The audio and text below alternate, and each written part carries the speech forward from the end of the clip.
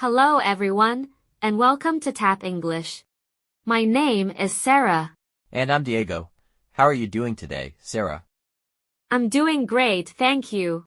It's been a calm morning so far. How about you? I'm feeling good, and honestly, I'm excited about today's topic.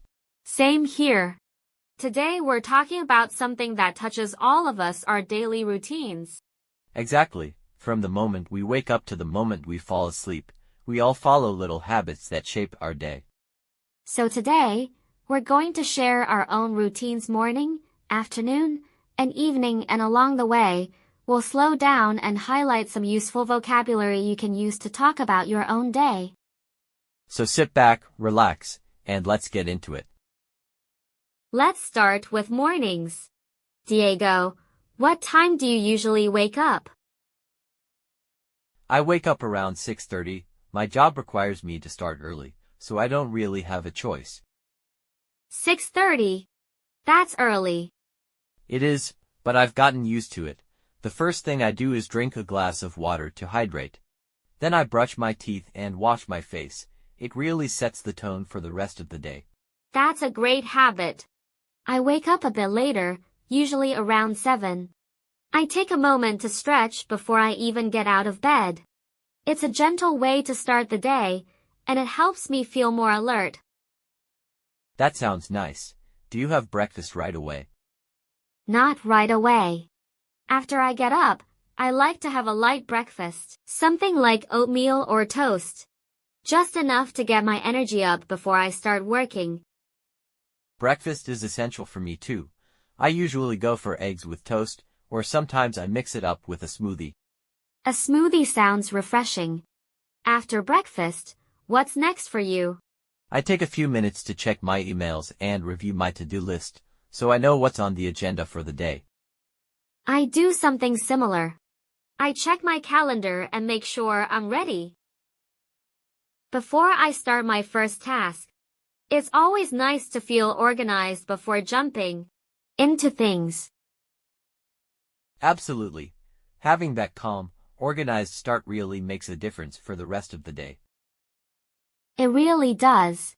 Would you say your morning routine is pretty consistent? Or does it change a lot? It's pretty consistent, actually. I like knowing what to expect first thing in the morning. It helps me feel in control before things get busy. I feel the same way. A predictable morning gives me a sense of calm before the rest of the day speeds up. Okay, let's slow down for a moment and go over some of the words and phrases we just used. Good idea. Let's take a closer look at a few key terms from our morning conversation. First, the first thing I do is, this means the very first action of your day. For example, the first thing I do is drink water. You can change the ending to describe your own routine. Next, to hydrate. This simply means to drink water so your body has.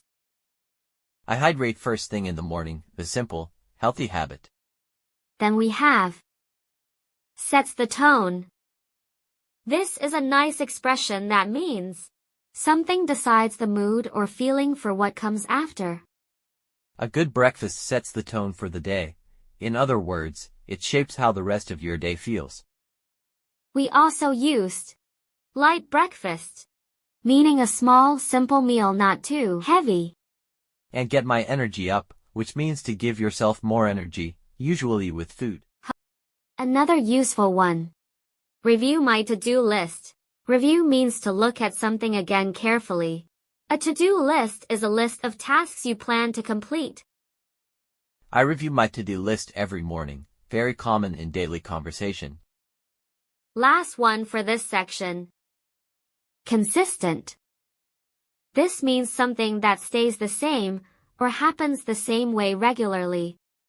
My morning routine is consistent means it doesn't change much from day to day. Great. Try using one of these phrases today when you talk about your own morning. Alright, let's move on to the afternoon. Sarah, what does your afternoon usually look like? Well, around noon, I take a short break for lunch. I try to step away from my desk completely, even if it's just for 20 minutes. That's a good habit. I usually eat lunch around 1, and I try to keep it light so I don't feel sleepy afterward. That makes sense. What do you usually have? Something simple, like a sandwich or a salad. Nothing too heavy, since I still have meetings in the afternoon. I'm similar. After lunch, I usually go for a short walk, just to clear my head before I get back to work. A short walk sounds like a great way to reset. Does it help you focus afterward? It really does. I come back feeling more focused and less tired. For me, the afternoon is usually the busiest part of my day. I have most of my meetings between 2 and 4. That sounds intense. How do you keep your energy up during all those meetings? Honestly, coffee helps a lot. I usually have a second cup around 3. That's fair. I try to drink water instead, but I understand the coffee craving completely. By the end of the afternoon, I like to wrap up any loose ends, finishing small tasks so I don't carry them into the evening. That's smart. I do the same thing. I spend the last 30 minutes of my workday organizing what I'll do tomorrow. It really helps you start the next day with a clear mind. Let's pause again and go over the vocabulary from this part of the conversation. Sure, first, step away from my desk. This means to physically leave your workspace for a while. I always step away from my desk during lunch. A healthy habit for anyone who works at a computer. Next, clear my head. This means to relax your mind and stop thinking about work for a moment. A walk helps me clear my head is a very natural way to describe taking a mental break. We also use keep my energy up, similar to what we said in the morning section, to stay energetic throughout the day. Then there's wrap up. This means to finish something, usually before moving on to something else. I like to wrap up loose ends before I leave work, finishing small pending tasks. Loose ends itself is a nice expression, small, unfinished details. And finally, start the next day with a clear mind, meaning to begin fresh, without worrying or unfinished business on your mind. Great vocabulary for describing a busy afternoon. Try using wrap up the next time you finish a task. Now, let's talk about evenings. Sarah, how do you usually wind down after work? Once I finish work, I like to cook something simple for dinner. It's something calm and relaxing for me actually. What do you usually make? Something easy but satisfying, grilled chicken with vegetables, or sometimes a stir-fry with rice. That sounds delicious. My dinner is usually quick and easy too. Pasta with vegetables, or a simple rice bowl. After dinner, do you relax right away, or do you still have things to do?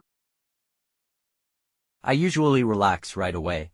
Once dinner is done, I make sure to wash the dishes so I don't wake up to a mess. That's smart.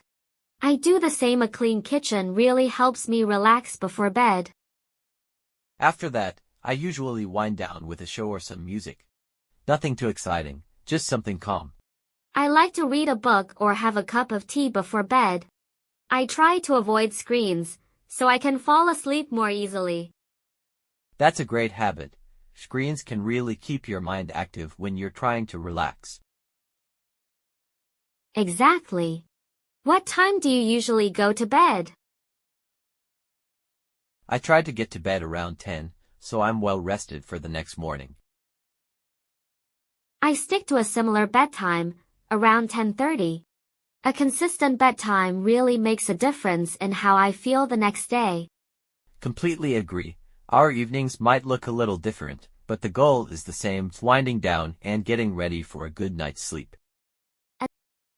Let's finish with the vocabulary from our evening routines. First, wind down. This means to relax and slow down, usually at the end of the day. I like to wind down with a book. A common way to describe relaxing before bed. Next, satisfying. This describes something that gives you a good feeling, especially after finishing it, like a meal.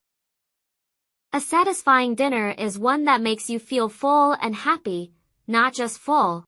We also used avoid screens, meaning to stay away from phones, TVs, or computers. I avoid screens before bed, a healthy habit for better sleep. And finally, consistent bedtime. Just like consistent from the morning section, this means going to bed around the same time every night. Great vocabulary to describe how you relax and prepare for sleep. Try using wind down tonight when you talk about your own evening. And that brings us to the end of today's episode of Tap English. Thank you so much for spending this time with us. We hope you picked up some useful words and phrases to talk about your own daily routine. Remember, the best way to learn is to practice. Try describing your own morning, afternoon, and evening out loud, using the phrases from today. In our next episode, we'll talk about ordering coffee and making small talk at a coffee shop. We can't wait to share that one with you. Thanks for listening to Tap English. See you in the next episode. Take care, and see you soon.